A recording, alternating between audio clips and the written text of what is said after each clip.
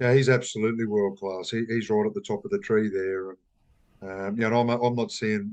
Obviously, I'm seeing very good with him, but I've seen him in his later years. I didn't get the opportunity to work with him when he was really in his prime, and I can only imagine he would have been exceptional with that extra turn of speed.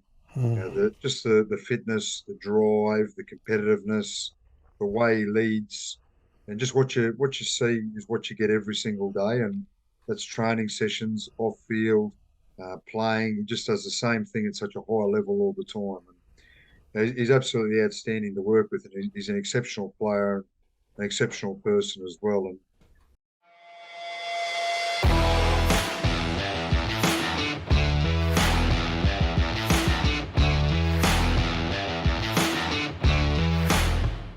Welcome to the Dockhouse Rugby Show. Today's guest has won a Challenge Cup. He's also won 3 grand finals. He's the head coach of the Tonga national team, currently competing in the Rugby League World Cup.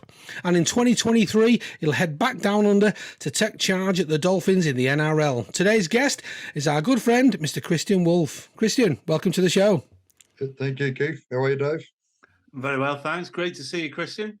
Yep, thank you for having me. No, listen, we're privileged that you can be on because we know you're in the World Cup campaign at the minute. You've got a lot going on, so thank you for your time. What we'll do first then, Kristian, I think we'll just get straight into it if we can. Obviously, 10 years done at St Helens now, but when you were in Australia, how did you first hear about the job at Saints? Did it come through the rumour mill? How does that come about?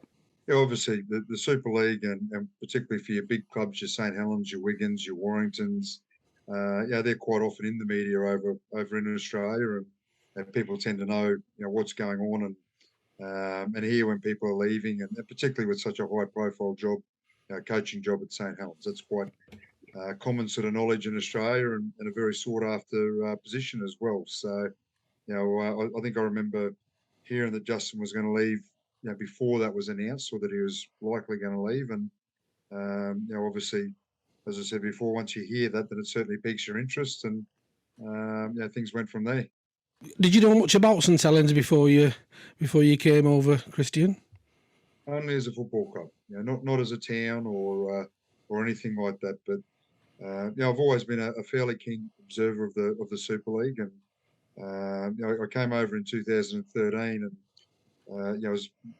that was around the World Cup, and I just sort of like the feel of we've got a little bit of experience around different clubs, and did a couple of things outside of games at different clubs and that kind of thing, and I always had a bit of a mind that I would like to spend some time over here, and I like the feel of the Super League at the time and the feel of the people that we met, and obviously a different lifestyle experience being in England as well. So I always had that sort of interest, and I've always kept a little bit of an eye on it. And I'd had conversations with other clubs and things like that prior to that that just didn't quite feel right at the time, I suppose, and weren't ones that I felt like making the jump at that time. But when I spoke to St Helens, when I spoke to Mike Rush, and went through what the club was about and what the opportunity was, it certainly felt like the right opportunity at the time.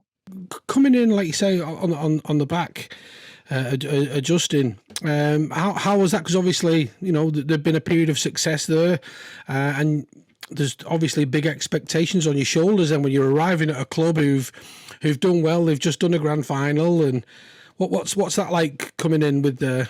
How do you get your feet into the slippers? Oh, look, it was a new challenge. It was a different challenge, and I've said before that usually when you come to a new club or go to a new club, it's because things are broken.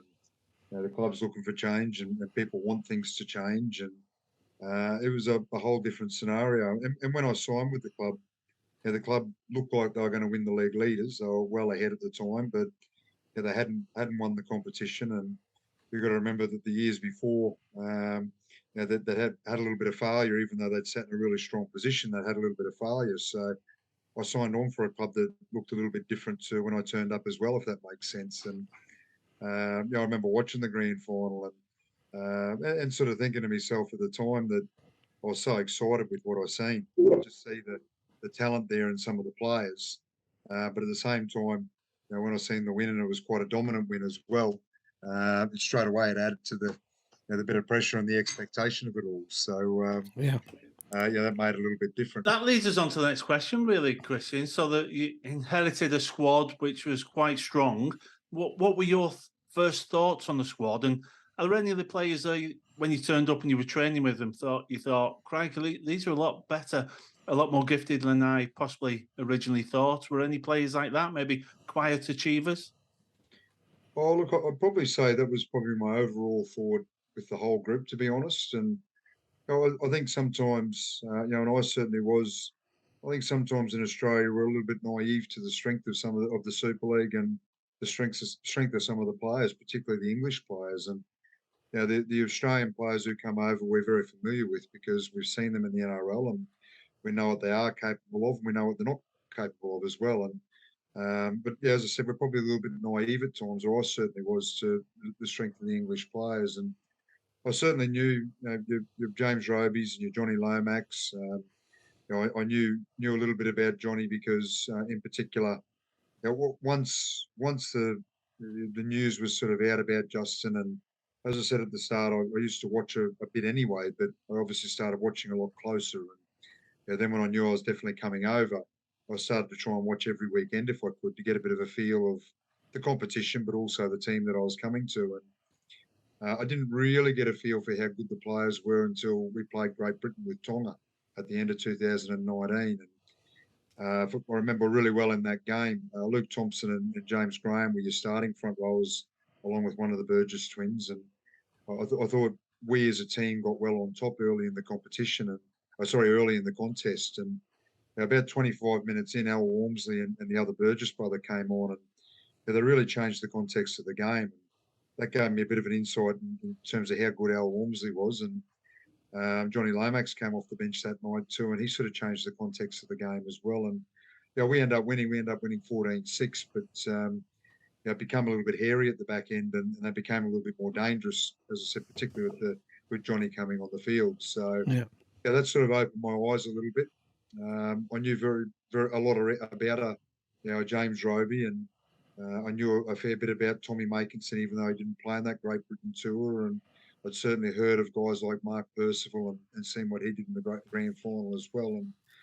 And I remember walking in the door the first day, and I didn't know much of Morgan Knowles. Again, he had the double surgery, and I watched him play in the grand final and thought he looked like a tough, hard-working player. And but he didn't play for Great Britain either. So I remember walking in, and in Australia, I guess one thing that the NRL is really blessed with is such a big competition in terms of we've got such big players, big athletic players, and you do get used to walking in and seeing. And I'd just come from the Tongan team where we've got players that are in excess of 100, 123, 124 kilos, and they're big men. And so I remember when I first walked into St Helens, and you had some big guys there, but they're certainly not the same sort of size and the same sort of stature as what you get to see in the NRL. Yeah. I was a little bit sort of unsure when I looked at that, but once we got training and once we got the good players on the field, it became really clear to me really quickly that there were some exceptionally talented players there, and some players that would do exceptionally well in the NRL as well. And I've said that plenty of times. Those guys that I mentioned before, your Al Walmsleys, James Robies, Morgan Knowles, Johnny Lomax. Nowadays, your young boys, your Lewis Dodd, Jack Wellesby's, Mark Percival's, Tommy Makinson's, all of those guys would be exceptional NRL players. And the more I got to work with them and the more I got to deal with them, the more I realised how elite they were.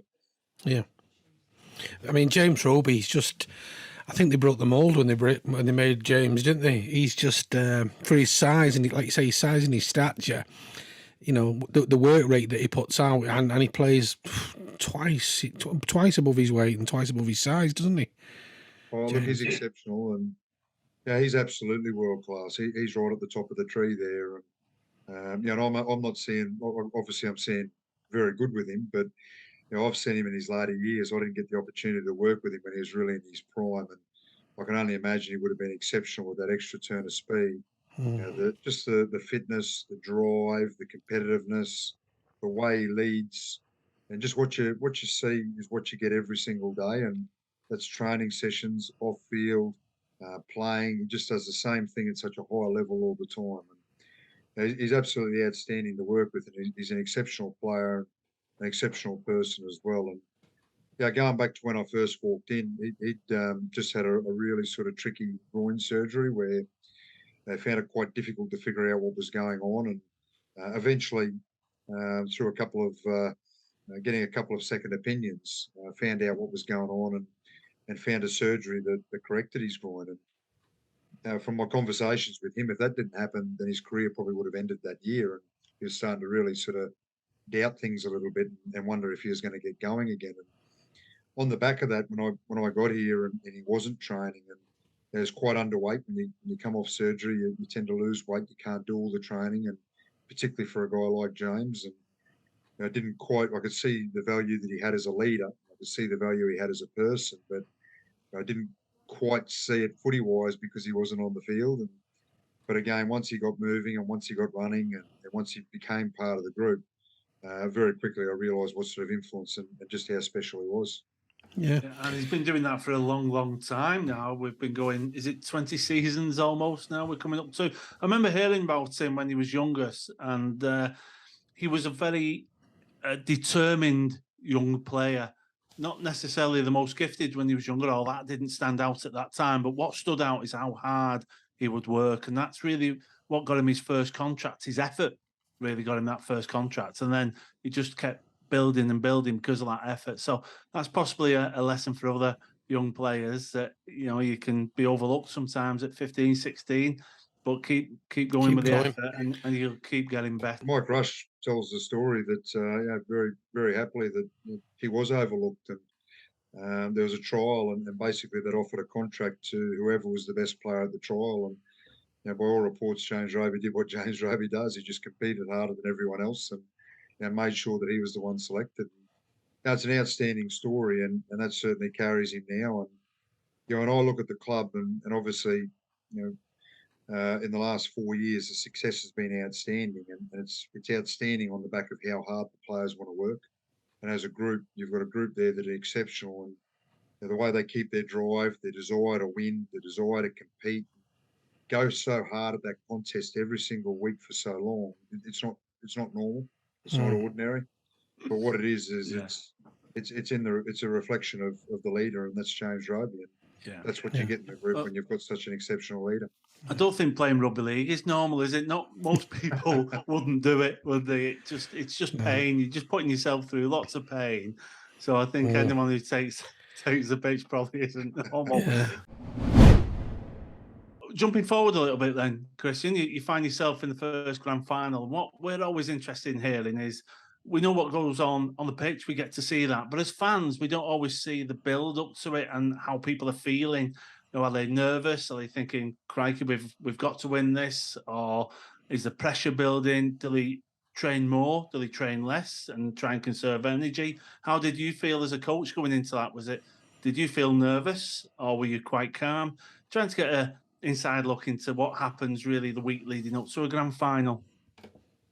Yeah, look, we've got a strong leadership group there, and that's obviously a real benefit for me as a coach. And when they are such a strong group and you can trust them, and you can really trust their opinions and their feedback and things like that, it means that we can go about really involving the leaders in how we put things together.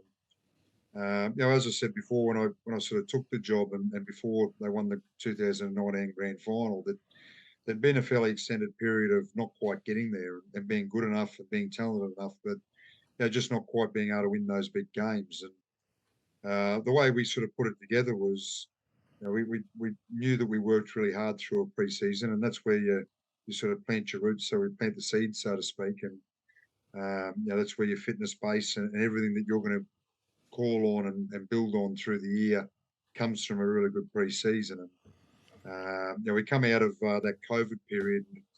I knew that we had an exceptional group through the COVID period because the way they worked and the condition they came back in just showed how much drive and how much desire there was. And we played exceptional footy on the back of that.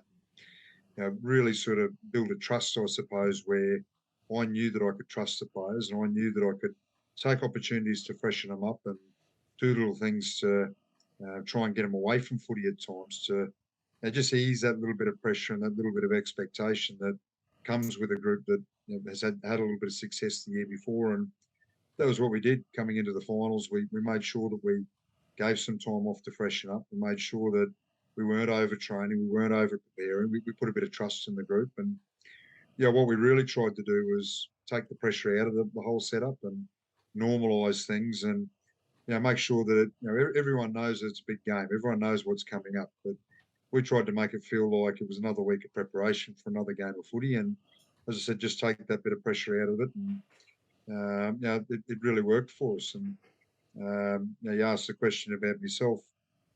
Always nervous for games, and always nervous for particularly the big games. But my job is to try and show confidence in the players and be calm in those situations, regardless of how I feel. And that's certainly how I tried to try to go about it. If we're not nervous, we don't care enough. That's why we're nervous, because you talk about pressure and you talk about expectation.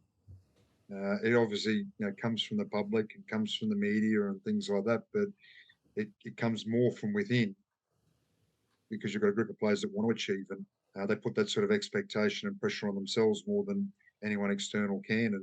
And that's certainly everyone at the club associated with the team. Yeah, that sounds fantastic. That build up. I suppose what I've found, just in my limited experience when I was younger, is you can get exhausted emotionally and psychologically before a game, not just physically, because you're thinking about it, you're talking about it, other people are talking about the game to you, and then when it comes to weekend, you feel like you've already played the game in your head about 5 times before kick-off. Were you conscious of that? You seem to mention making it a normal week. We're very conscious of that, and very conscious of what terminology we used and what sort of things we did in the week that might create that little bit of a an extra light layer, so to speak, of pressure or expectation, or as you said, create emotional fatigue. And we were really conscious of all of those things, and came up with a bit of a plan of how we were going to minimise that. And, as I said, make it feel as normal as possible.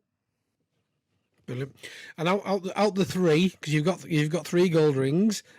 Which was your favorite? Which one did you enjoy the most, Kristian? I suppose that's like saying which is your favorite child, but look, it's a hard one. And if I just sort of reflect on all 3 a little bit, well, the first one was really special. And when I think about the year as a whole, and what makes grand finals so special, and what makes that success so special is you start training for it in November. And you do all the hard work in the pre-season in November. Now, pre-seasons are tough everywhere, but they're particularly tough over here. Some days you're standing in freezing cold, and it doesn't matter how many layers you've got on. It can be raining sideways, it's hailed on us, it's snowed on us. It's, the wind goes straight through you. And being a bloke from Australia, I've sat there and shivered for the whole time we're on the field at different times. And they're tough. And I'm not having to train; I'm just having to stand there and watch. We should always play the Australians in January, about January the 3rd, something like that. Make them fly over on New Year's Eve. That's a good time to play teams from Australia, I think. Those days I was so cold I was flat out talking, to be honest. But pre-seasons are tough. But then you've always got the journey of the season to get through. And there's so many challenges. And that year with COVID, we locked down for 12 or 13 weeks. We had a 3-week pre-season, so to speak, where we were allowed to get back together and train. And that's an unbelievably short time to try and get a team together. And remember that a usual off-season is somewhere in the vicinity of 4 to 6 weeks over here. And then you get a pre-season that's somewhere in the vicinity of 10 to 12 weeks preparation before you play round 1. We had a 12-week down period into 3 weeks of training together. So it was unbelievable. And as I said before, the players earned a real trust with us as a coaching staff, the way they handled themselves, the condition they came back, the work that they'd done, the way we went. What they did was put us in a position where that 3 weeks didn't have to be about trying to get fit again. It just had to be about how we're going to play footy. And I think that's why we got such a jump on the rest of the competition. And we come back, we beat Catalans 36-6. We beat Leeds 48-0. We had a great win. It was 10-0 against Castleford. But there's a little bit of mental scarring there because they were the team that belted us just before lockdown as well. So Yeah. it was a great win where they were just never going to score and never looked like scoring. And I love those sorts of games because I quite like defence and I quite like the tough side of the game. So that one was a really good one for me. And anyway, we sort of started off really well, but as you always do, we had a couple of tough sort of periods. And I remember we had a performance against Wakefield at Headingley that we were down 18-0 after 10 minutes, I think it was, and had to sort of fight our way back, but it wasn't our best performance. And we had to make some decisions as the season finished around what we're going to do on 3 really short turnarounds against the Salford game. And I decided to throw a young team out, and we got beaten in the last sort of couple of minutes of that game, and that knocked us around a little bit. And then we got beaten by Wigan to finish the season. So we had our challenges, but I knew coming into the finals, just the way we sort of approached it and put it together, and the way the players bought into what we put forward for them. We were great against Catalans. We won that game really well at home in a semi-final, and we just had a real confidence about us going into Wigan. But Wigan were a great side that year, and it stood over us a little bit, I suppose, in a 16-6 win that probably could have been a bigger score in the last game. So we had a little bit of sort of mental scarring that we had to get over there as well. Yeah. But that was really special. The way we fought that night, I thought that was an absolute cracking game. Really high quality, and it didn't show on the scoreboard. But if you have a look at the game, both teams actually threw a lot at each other attack wise. It's just both teams defended so brilliantly, and it turned up so well for each other. And as I said, it was a great game of footy. But to win the way we did, it was unbelievable. And my last couple of ventures as a coach in grand finals had actually been losing ones as well, and in extra time. And in 2015, a game that we probably never should have lost after being minor premiers. And to win that was really special, and to win the way we did with all the obstacles. I've only given you a brief sort of insight there, but that COVID period, we were all we had, so to speak, as a team. Yeah. Couldn't go and have a beer at a pub. You couldn't go and invite the girls in to do things social. We just had to lean on each other, and we just did things. We had little coffee clubs, and we had beers and things like that, sort of in house, to support each other and create our own little social environment. So it had a special side to it as well, if that makes sense. Yeah, it was a little bit different. It was forced upon you because the conditions, but you made it work. Yeah, we did. And, 221 was challenging again. We lost some really key. Not lost. We had to sort of transition some really key players and bring in some new players. And me as a coach, sometimes that puts a little bit more pressure on because we had to sort of say goodbye to some club favourites. And when you bring in guys, particularly Australian guys, or we promoted some young English players as well. You need them to work, otherwise I'm the one who cops the criticism there. So, to go through that year and get to the grand finals, we did win the Challenge Cup first. That was a big one, and there's a real monkey on the back there that I didn't realise. I didn't realise just I knew of the Challenge Cup from Australia, but I didn't really realise how big it was until It's very prestigious, isn't it? Yeah, until you're very actually prestigious. in the middle of it. And if you remember in 2020, we got knocked out. The way they set up the draw, we got knocked out by Warrington that year, and a game where I thought we were the better team. It was a little bit like the Challenge Cup semi-final this year, and the try at the end there when we're in front and it bounces off a player's head and into another player's arms, and you lose that way. And sometimes footy's a bit cruel, and sometimes you need a bit of luck, and that's the way it goes. And but it gave me a real glimpse of how big the competition was for one, but just how much of a monkey on the back it was for our players, and how much scarring they had from previous years and 2019 in particular. And that gave me a really good insight into how we needed to approach Challenge Cup and do some things a little bit different for the Challenge Cup in 2021, and that really worked for us. And that was an outstanding experience, and the one that I'll never forget that day at Wembley, and just the whole occasion, being at Wembley Way, and seeing all the fans at Wembley Way the morning of, and and even though it wasn't a full crowd, it was only a 50% crowd. We still had some COVID stuff going on, but it was certainly an experience that I'll never forget. And I thought we were outstanding that day in that we had some real adversity early on, and to lose your halfback in a game the way we did in the first half, the way we did, not too many teams come back from being down and losing a halfback and win the way we did. It just showed the character of the group and the fight that the group's in them. In fact, most teams that go into the half on the losing side in a Challenge Cup normally end up losing the game. It's very rare that the side that isn't on top doesn't win the game. So no, and look, I thought we were brilliant in the second half. We were never going to lose, and we had a real resilience about what we did defensively, and just things that seemed to trouble us in the first half weren't a trouble to us anymore. We had it covered, and we played a little bit more footy. Jack Wellsby was a big part of that, and he's been a big influence in every big game over the last 3 years. He has a big influence in 220. Definitely made his impact, hasn't he? He did, yeah. And still so young. Yeah, he is, yeah. So that was a brilliant day, and the grand final was brilliant for me as well because Old Trafford, again, iconic stadium, great occasion. Just had a feel about it when you walk out onto the field, and it was again a little bit of a limited crowd. We sort of had our fans there, and not so many Catalans fans, and still had a bit of COVID around, so it did take a little bit away from it that way, but it still had a really special feel about it. And, anyone can have a good year.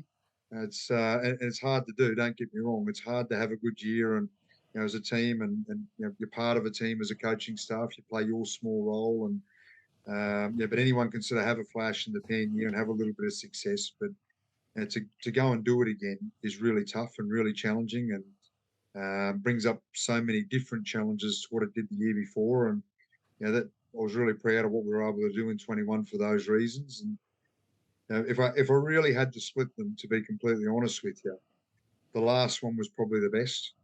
And the reason I say that is I think we faced more challenges in 222 than what we did in any of the other years. And if you look at the players that we had unavailable, you look at the players that we had to say goodbye at the end of last year to some really crucial and key players in really key positions. And it wasn't taking a punt to me because I knew the quality of the young blokes that we were backing. And I knew that we had to give those guys opportunities. But you do get questioned, and people in the public do question you. And, as I said before, I've got to make those decisions, and I've got to live or die by those decisions. And when you do that, and I just thought we were so dominant at the start of the year that you could certainly see that those decisions were right. But when you start to lose players, and you lose a Lewis Dodd, and different stages, we had 11 and 12 players unavailable out of a squad of 30, and getting close to half of a salary cap sitting on a sideline. And we were joking at different times saying, well, we've surely had our bad luck. We can't get any more. And it was like you got a kick in the guts every week almost. Another player would fall over, and it'd be another crucial player. And then we're playing Wigan, and we played Wigan at DW. And if you remember our back line that day, it was just such a back line. Such a young back line. And then we lose Alex Walmsley in the middle of it, and you just think, geez, when is our luck going to turn? And what do you say to the team when like that? I mean, you're facing that kind of adversity, and like you say, you got players falling down left, right, and centre. Kristian, is there anything that you pull the ranks in and you give them that big power speech, or is it just look, you know what you've got to do? Yeah, what I think you've got to do is show real confidence in the players you're bringing in. And we've played some young guys, and we've given some young guys opportunity, and we've trusted them. And we trust them because we see how hard they work. And that's one thing about the St Helens Juniors. You look at Jake Wingfield, John Bennison, Ben Davies, those kinds of young guys who've come in. They've all worked extremely hard. They've all made enormous sacrifice and worked their butts off in pre-seasons and in training to earn a real trust with the players that they're going to play with. And because we trust them, because they've earned that trust, they can go out there with a real confidence that they can do a job. And when we trust them, they tend to do it. Yeah. Does it force your hand sometimes when there's injuries to to lean on some of those young guys coming through, and therefore they get opportunities through injuries, and it can, in the long run, it can work in your favour. Well, look, it does. I think, I think the squad is going to be stronger next year on the back of the adversity that we had this year. And while the squad's going to be very, very similar, bar one or two players, those players that I just mentioned, they've had so much football this year at Super League level. You've got other young guys, George Delaney, Ben Lane, those kinds of guys who played 2 or 3 games this year that they probably weren't expected to, or didn't expect to play themselves. And they go into next year's preseason and next year's season knowing they can do it with a real confidence, with a real drive, and a real idea of what it takes. And I think when you do that, that makes the squad stronger and makes the squad more competitive. And that's what it's all about. It's about competition. And when you've got that competition from within, you tend to be even more competitive as a team.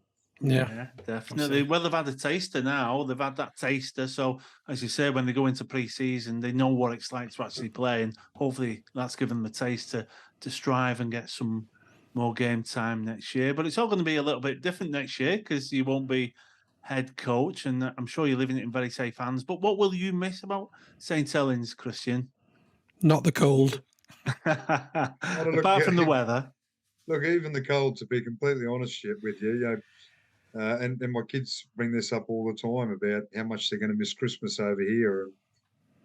When you grow up in Australia, you tend to watch movies from England and America where it's always snowing and cold, and you're in front of a fireplace and things like that. And we've loved the experience of coming over and actually being that. And England as a country does things around Christmas and traditional things really well. The real pumpkins for Halloween and the real Christmas trees, and they're all things that our family and our kids have loved the experience of being able to do them. Because I suppose back home that's like midsummer for you, isn't it? Well, At those time of year, 35 to 40 degrees. You're wearing flip flops and going to the beach, and you're not going to get any sympathy off us for the nice weather. Trick or treat's not the same in flip flops. It's not. No, that's true. But no, look, the main thing we'll miss is the people. St. Helens as a town's just got a way of making you feel like you're part of the community and making you feel like you're so welcome and so loved, and that's because of the people. And there's so many people who want to make you feel that way, who want to help.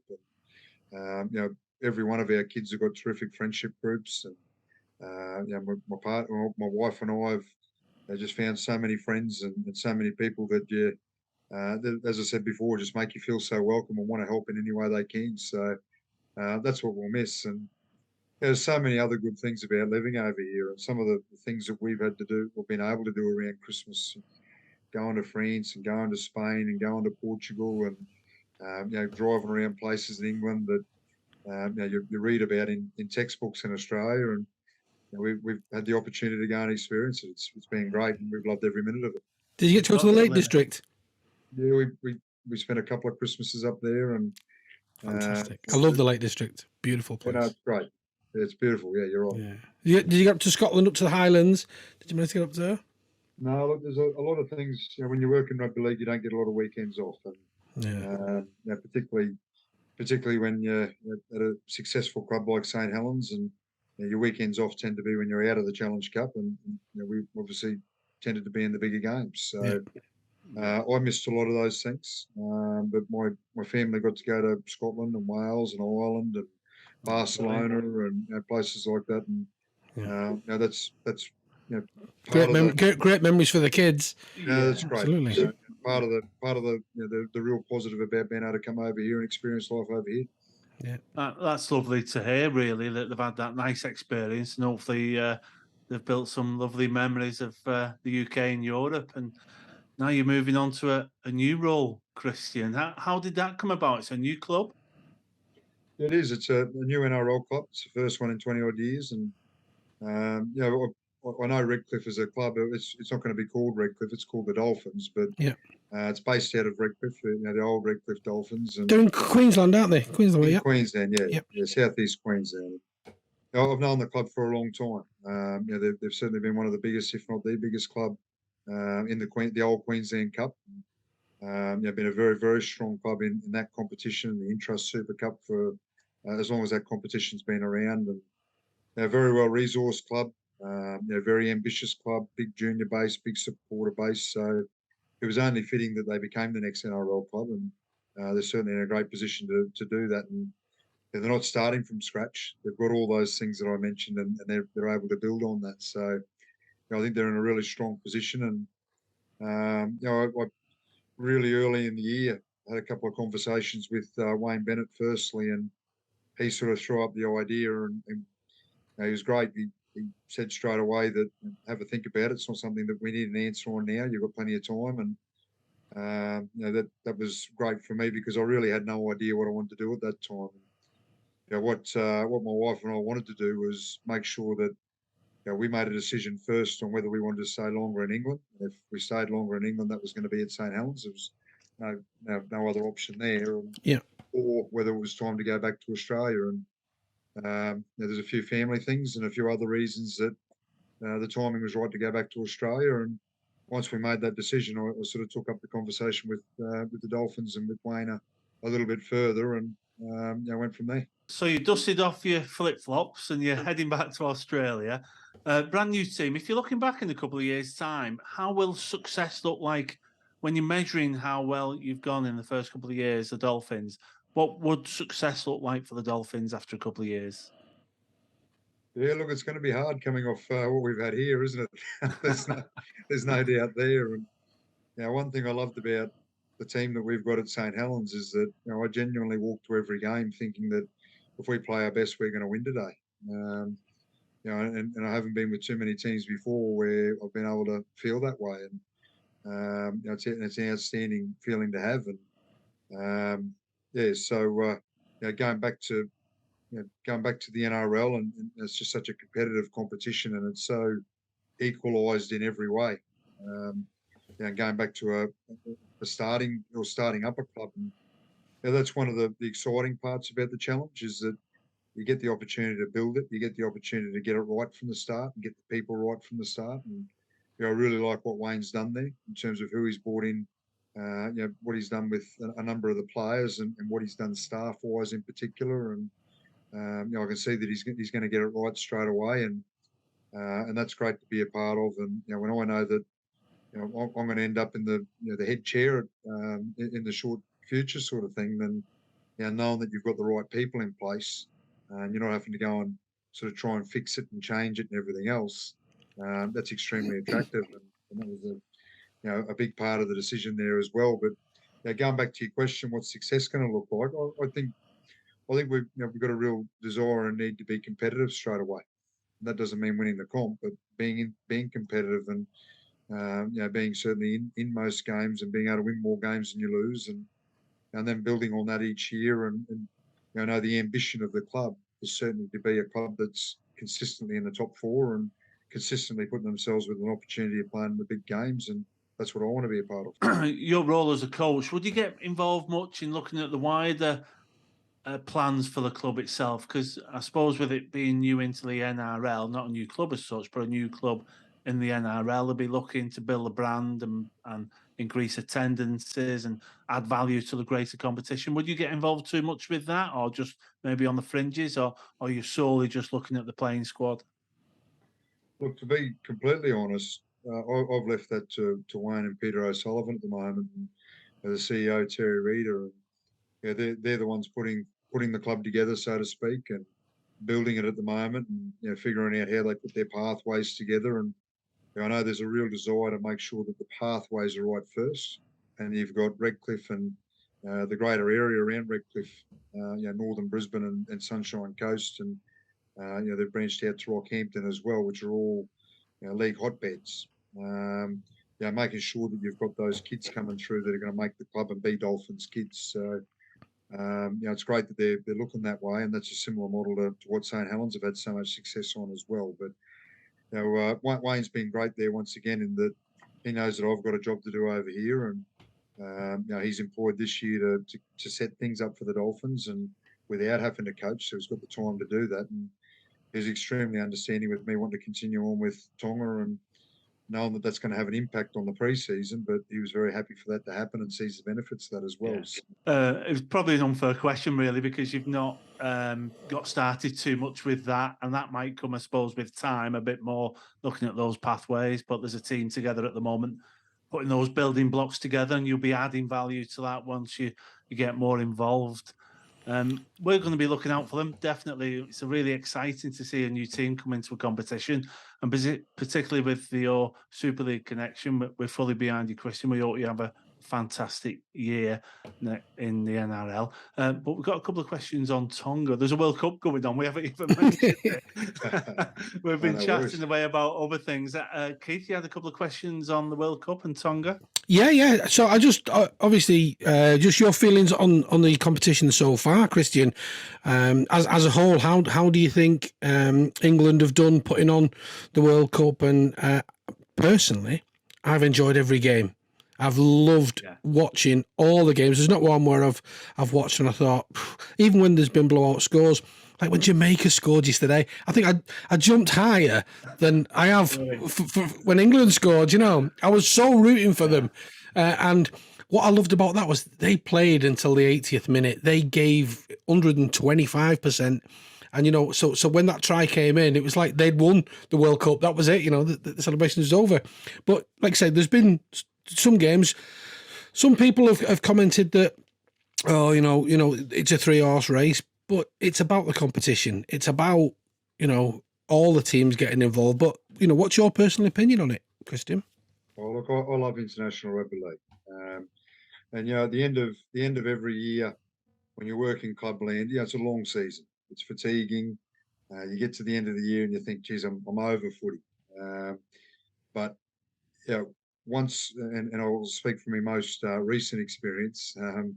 Once I met with the group down in London a week after our grand final, and as I said, I was feeling pretty fatigued at that stage. We won a grand final. We go and celebrate that.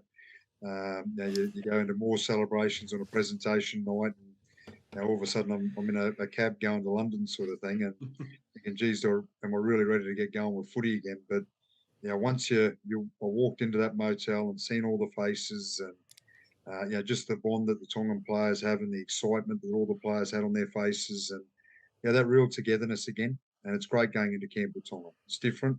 It's hard to explain, but it's a really good different. It's special to be a part of. And so as soon as I got into camp, it felt different again. Yeah, is it like a brotherhood love kind of thing? I seem to get that vibe from Tonga, and there's like a love there, isn't there?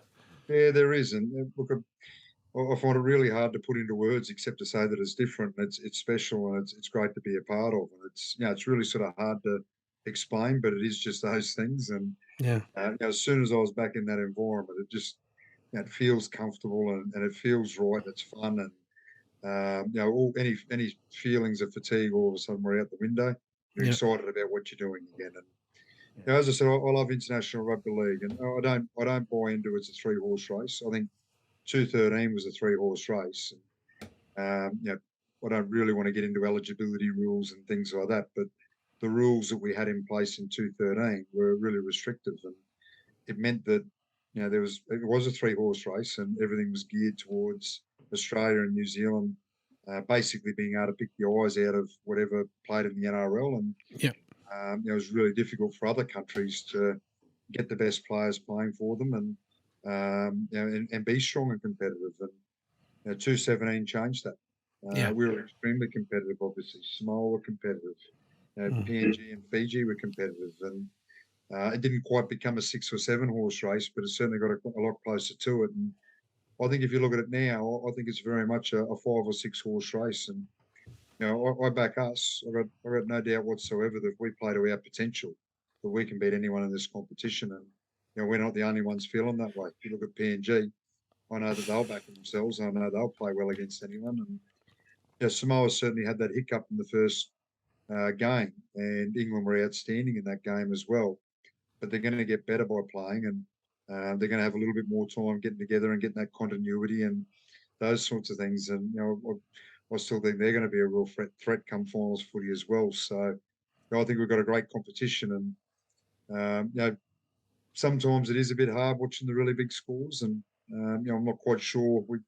You've got to be a little bit patient there and allow nations to develop a little bit. And I'm not quite sure what the answer is there, but I agree with you. When I watched the Jamaica game, I love the way they just looked like they were still trying so hard when the score was 60-6. Yeah. Sorry, 60-0. Yeah. And I love the way they celebrated. It meant so much to them because they were still competing when they scored. And you can't help but like that. You can't help but be excited about that and be enthused by it. And that is what International Rugby League is a little bit. Yeah. But no doubt that they're going to get stronger as well. And if you look at most World Cups, they're a little bit lopsided in the pool stages. But we're only a week or so off being out of the pool stages, and all of a sudden we're going to go into an extremely competitive quarterfinals. And I think the whole landscape's going to look completely different. Be really exciting for everyone. Yeah. Does that change the mood in the camp? Does the mindset change, or is it the same throughout, Kristian? Oh, look, I think there's a real excitement, from the start. But we've got a lot of players, and we were a little bit rusty in our first game. But if I go through it, we've got a lot of players who haven't played a lot of rugby league in the last 2 months. And guys like we had a new young hooker. Guys like Adam Fanua-Blake hasn't played much footy in the last couple of months.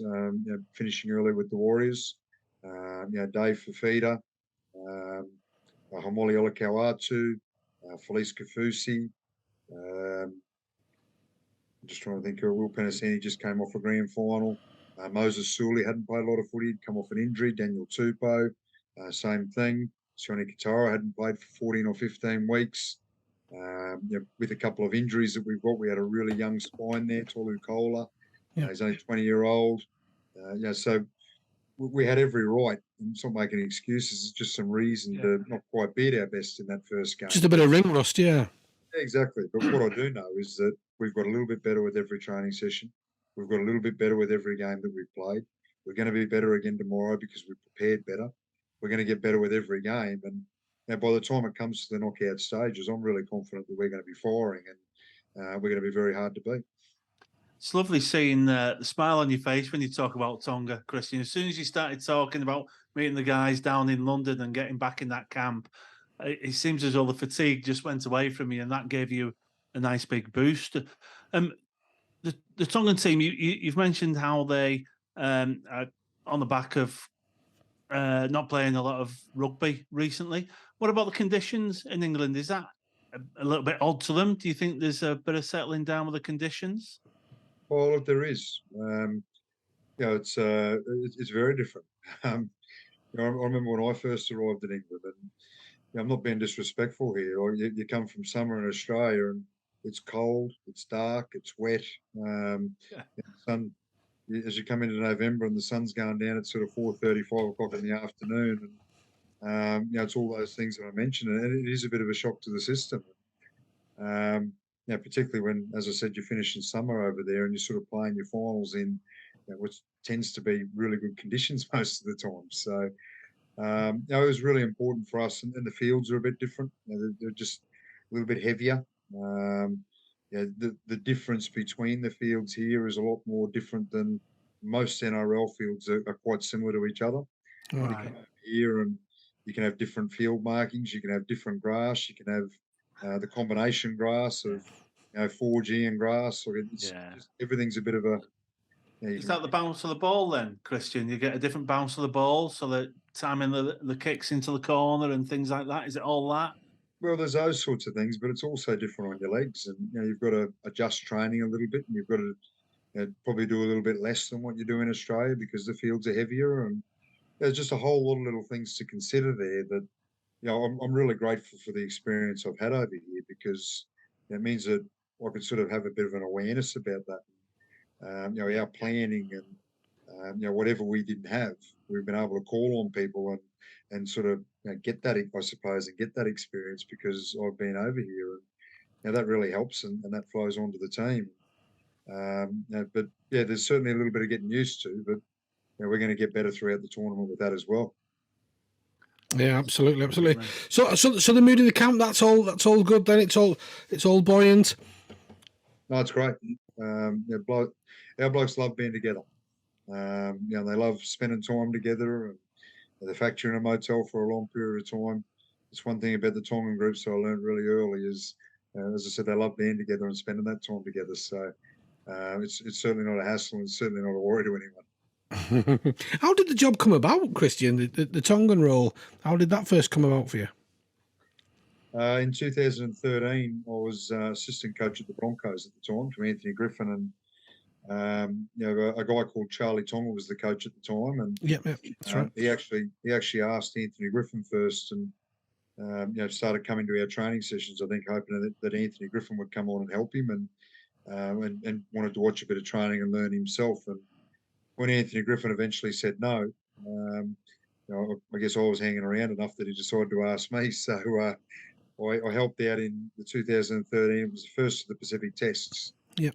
And it was just a great experience. I'd had the pleasure of having a really close relationship and dealing with Jason Tomalolo and his family, Moses Pangai, who's the elder brother of Tavita Pangai, and his family as well, and a couple of other Tongan players that I coached in an under-20s team, the North Queensland Cowboys. And so I sort of had a little bit of experience that way, or a little bit of an insight that way. But my first experience in a Tongan camp, it was, as I said to you before, I can't really explain it, but it was just so different. There's just such a pride there, such a passion. I was fascinated at how many Tongan players there were that were just outstanding players in the competition, but didn't play for Tonga. That really fascinated me. And guys like Fuifui Moi, Sika Manu, Akumatai, those kinds of players were the leaders of that group. And I spent a fair bit of time with them, and just really got that feel of how passionate they were to try and make Tonga what they thought it could be, and how they wanted to go about that. And that whole experience of that game was outstanding as well. It was the first time we'd beaten Samoa in 10 years, I think, at Penrith Stadium. Wow.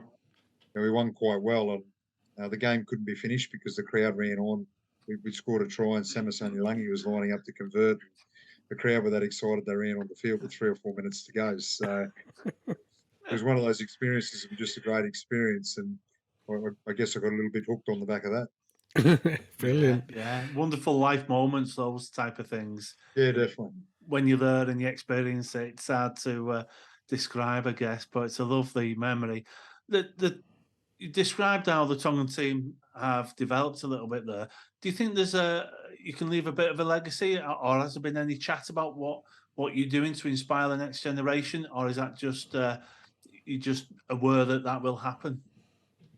Oh, look, I think this playing group, and if I go back to 2017, and look, the whole movement started well before that. As I said, your Fuifui Mois, your Sika Manus, those kinds of guys made a commitment to Tonga, but they probably made a commitment to Tonga relatively late in their careers, and had already played for other nations, and didn't quite have the same profile as some guys that came afterwards. But 2017 was the big one, and Jason Tomalolo obviously was at the forefront of that.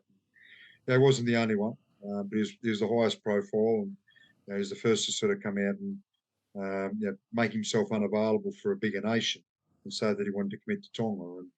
And on the back of that, Andrew Fafita, Sierra Taukaiaho, Manu Mau, Dave Fusatua, there's a number of other guys who made the decision as well. And that was really the start of it becoming such a big thing. And a big thing for those guys at the time was the legacy that they could leave. They knew that they wanted all the best players to make themselves available for Tonga and make Tonga as strong as it could be. And they also wanted to give back a little bit for the country that they were either born in or their parents were born in. And sometimes that gets a little bit lost, how close the connection is. And it's not grandparents and looser sort of relatives. It's in most cases born or both parents born, or at least one parent born. There's a really, really close connection. The players grow up very much Tongan and seeing themselves as very much Tongan. And it doesn't mean that they don't love what Australia and New Zealand have given them. And most of the parents have moved to Australia or New Zealand for opportunity. Yeah. And they're very thankful for that. They also want to give back to the Kingdom of Tonga and to the sacrifice and what their parents have given up to go to a new country to give the kids opportunities. So that's a fairly powerful sort of decision. And when you think of the sacrifice that goes with that, and there's financial sacrifice, there's sacrificing resources. Now, back in 2017, you didn't know when your next game was for Tonga. There's no international calendar that included Tonga. Your international calendar includes Australia, New Zealand, and England. Yeah. So there's a lot of things being given up and a lot of sacrifice made. But when you put all that together, that's what made it so powerful. And, I just think that group of players needs so much credit, and they cop criticism. I think it's quite small-minded, the criticism they copped, and it tends to come from Australians and New Zealanders. And I think what gets forgotten really quickly is that every one of those players played for Tonga well before they played for those other countries, and it's okay for them to get picked for Australia and New Zealand and be expected to go and play for those countries, but all of a sudden it's something different and disrespectful when it goes the other way, and that's I find that really difficult, quite hard to understand, to be honest. But that's the way it is, and that's the way it was, and that's why I think those players just need to be applauded. And, they were so brave, and I think they have left a legacy already. If you look at some of the young guys that we've got playing here, Isaiah Katoa, Tolu Kola. There's a number of young guys in our group, young Junior Amoni. So many young guys coming through that want to play for Tonga first. And that's a legacy that Jason and those guys have left now, and that's only going to continue. Yeah, that's a very powerful, positive impact they've had on the game in Tonga. So that was lovely to hear you describe it that way, Kristian. I don't think I've heard it described just like that. Have you, Keith? No, I haven't. No, and like I said, it's lovely to hear, Kristian. It really, really is. I mean, what's your thoughts on the future of the international game? What would you like to see? Because obviously, you said like Tonga, need more sort of like miles on the taggers, don't they, and things like that. Do you think like a 6 or a 7 nation or a round robin of tri nations with culminating in another grand final kind of thing? What do you think? Look, I've got a foot in both sort of camps here in terms of international rugby league and club rugby league, and it's a really fine balance. Our game's so physical, it's so tough physically, but it's so tough mentally as well. And one thing that I don't think we get right in England in particular is we don't get that balance right in terms of number of games, number of turnarounds, time off, preparation time through pre-seasons. We don't get that balance right. Yeah. And we do talk about player welfare, but we don't actually practice it when it comes to how we look after the players. And as I said, that all goes with how many games we play. And we played 27 games this year plus finals, which means that and then we had an international trial game in the middle of the year, which when you put all that together, it's plus Challenge Cup. It means that we're playing 34 games for the year, and that's not acceptable. Too much. Yeah, it's not too much. And when you complicate that further with the number of 3 and 4 day turnarounds that you get, and it's no wonder why players like Alex Walmsley and Johnny Lomax and Mark Percival and guys that we'd all love to see, Harry Newman, I'd love to see those players playing for England. Yeah. But it's no wonder they're not when you've gone through that through the year. And, until we sort of get our heads around changing that, then we're going to continue to sort of suffer in that way. And fans complain and people complain about the standard of games mid-season. Well, you're fatigued. There's only one way to change the standard of games and change the intensity of games, and that's play less and play more meaningful games. Cut out the loot fixtures. Me and Dave, we've spoke about it in other shows, and Dave spoke about fatigue at the end of the season, even as a spectator. Are we a bit fatigued even just watching us play, Saints play Wigan 4 times and Leeds play Castleford? It does get fatiguing, but it's not tiddlywinks for them players. They're putting their bodies on the line day in, day out, week after week after week. And like you say, recovery times are now a lot shorter. The expectation from the player, from the fans is like you say, they want to see them back out there. They want to do that, but it needs to change. It does. Hopefully, do you think IMG are going to make a big difference to that, Kristian? Look, I'm not sure. I hope so. That's what it was brought in for. It was brought in to make change. And make some sensible suggestions. And from what I've seen, they've made some sensible suggestions. And I don't know the full answers and everything else, but from what I've heard, most clubs seem to be supportive of the suggestions they've made. I know that St Helens and our chairman Eamon McManus and our CEO Mike Rush are certainly supportive. But going back to, I got a little bit sidetracked there, and going back to your question, I think there's got to be a window at the end of every year that allows for international rugby league, and there's got to be meaningful games put together where everyone's involved. And the reason I got sidetracked with making sure that the balance is right, it can't be a World Cup every year. Yeah.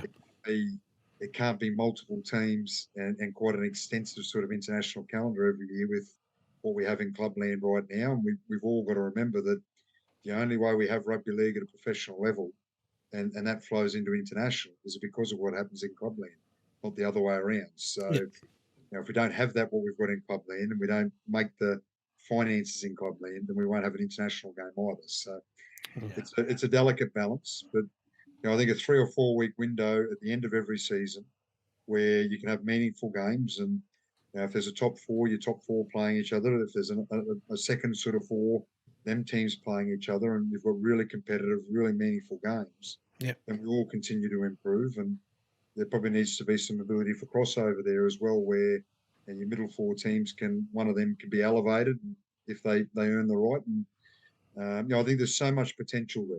I really do. And a big part of realising that potential, as I said before, making sure that what rules we put in place around eligibility suit the smaller nations and help them get stronger, as opposed to allowing the bigger nations to stockpile. Yeah. But I think there's a change in people's mindset now as well. Of people are wanting to play for heritage games, aren't they? They're wanting to play for where the parents came from, or like you said, where they were either born themselves. And I think we've seen a lot of that this year. There seems to be a lot more talk around it, at least. Do you think, Dave? Yeah, definitely. I think Kristian hit the nail on the head really when he said potential. There is so much potential with the international game now. We grew up watching Great Britain and Australia in the 3-game series, and we loved it. It really bought into it. And it slipped over a decade or so, and it's been a real shame. But now you see real, genuine green shoots and a lot of positivity around it. The heritage teams picking players on heritage, as you've mentioned, doesn't mean they think any less of who they're pulling that shirt on for. In many cases, it can feel even more pride because you're representing your parents and your own heritage. So I think you're right. I think there's massive potential. I think we can do so much more with the international game. We've got to get the balance right because club rugby has to be successful. So we can't take our eye off that. But I don't like looking at it as being one or the other. I think we've got to make them integrate and work together for the benefit of everyone in global rugby league. So let's hope this is just a starting point with Tonga getting stronger, Samoa, and the World Cup happening. And let's try and ride some of this momentum, hopefully. And let's continue enjoying the World Cup.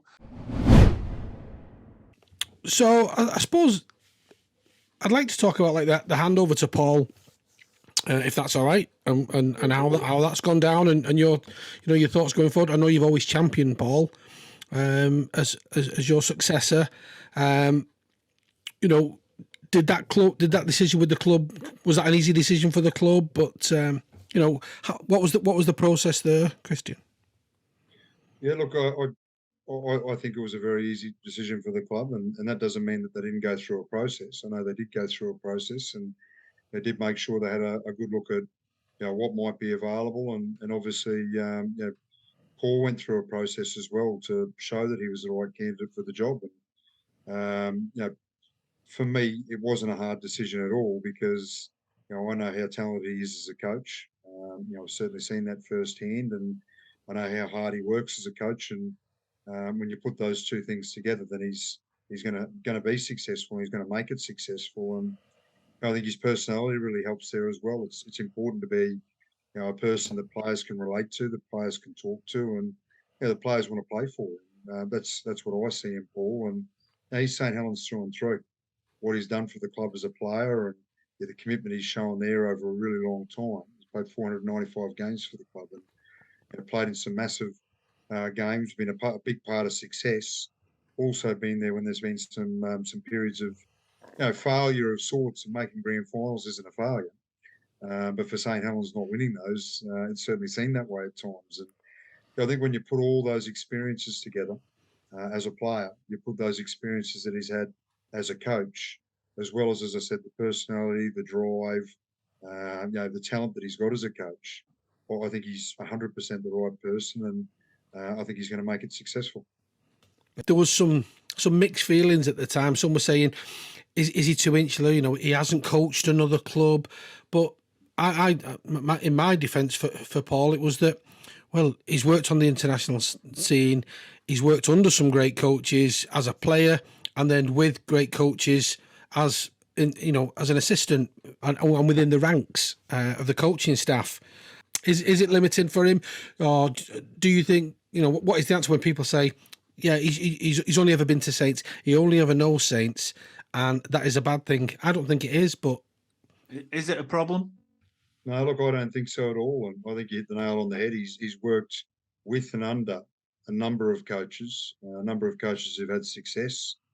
He's seen what it doesn't look like when it's not, or sorry, what it looks like when it's not successful. He's seen what it looks like when it is successful. He's worked under so many different coaches at club land and as a player and as a coach, but also at international level.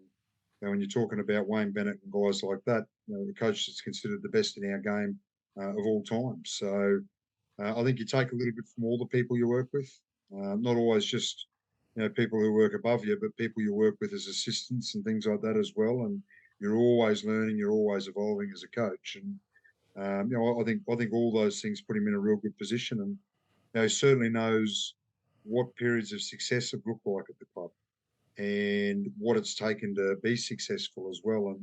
And I think sometimes if you can go to other clubs, but if there are other unsuccessful clubs, I don't know if you get as much from it in terms of how you're going to make a club like Saints continue to stay successful. So I think he's got the grounding there. There's no doubt at all.